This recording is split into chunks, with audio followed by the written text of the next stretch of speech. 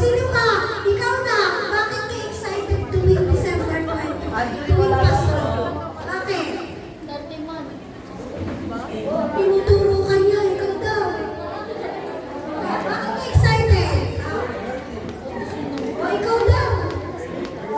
Sino pa? O, sino volunteer? Yan. Ganyan dapat matanong. Mabilis ka. Bakit ka excited pag December 20 tuwing Pasko? Ibigay sa akin ang regalo. Ay, grabe. Namimigay ng regalo. Sino ba? Isa taga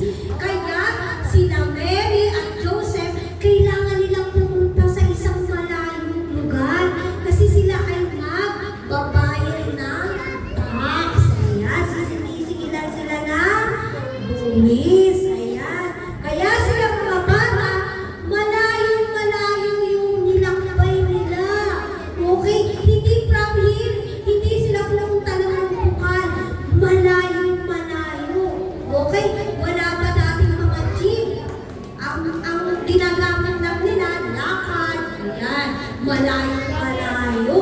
Ay naku, inaantok na yata yung iba. Okay, ayan mga bata, nakikita niyo ba?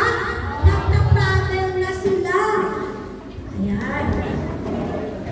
Pero, mga bata, nung dumating sila doon, maraming tao yung lugar. Ano daw madami na? Ano madami? Ano daw madami? Oh, taga roon ba sila Mary at Joseph? Hindi sila taga roon. Okay? Ayan, itayin muna natin sila mag-settle down. Ay, dito pa, oh. Meron naman, oh. Dito pa, oh, dito. Oh, mamaya na kayo mag-ano. Dito, oh.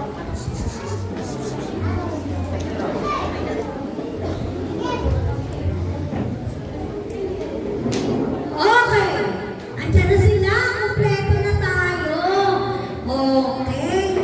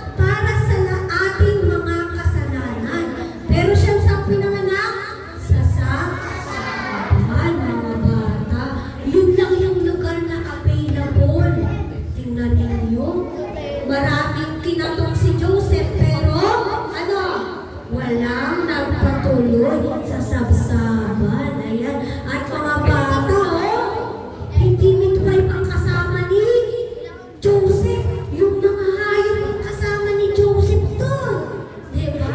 Ayan na. At pinanganak na si Jesus. Yan mga bata ang dahilan. Ayan ang dahilan kung bakit tayo nagse-celebrate ng Christmas. Dahil sa kapanganakan ni Jesus. Ayan.